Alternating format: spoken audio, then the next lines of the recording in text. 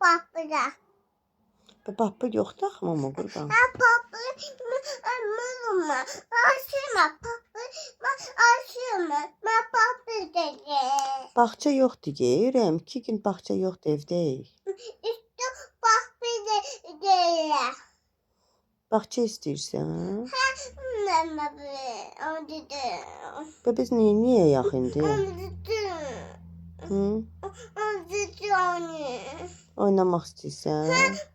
Baba onu. Mama dedi. Sən bağçada nə edirsən? Onu. Oynayırsan?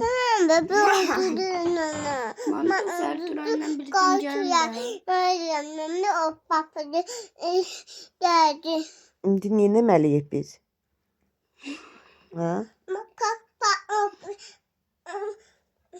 Mama. Haycan. Mama. Ha. Koku tatlı.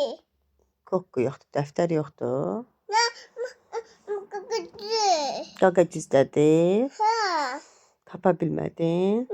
Mıçı. Desəm appa yemək istəmirsən?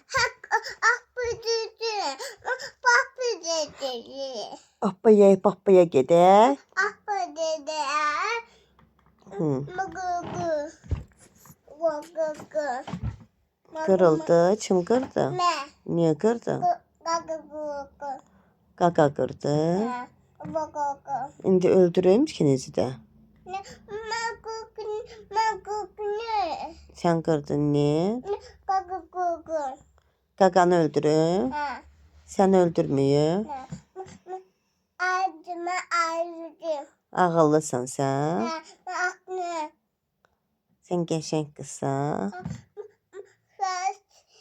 Saç koku. Makreli. Hı. Makreli.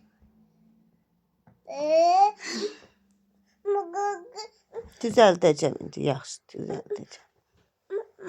Haycan. Bak dedi.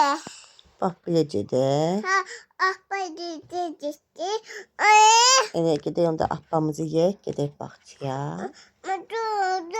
Düzəldəcəm indi, düzəldəcəm. Bak bu dedi. Akba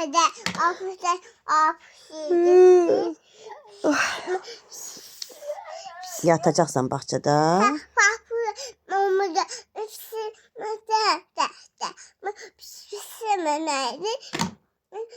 Sonra nə edəcəksən bağçada?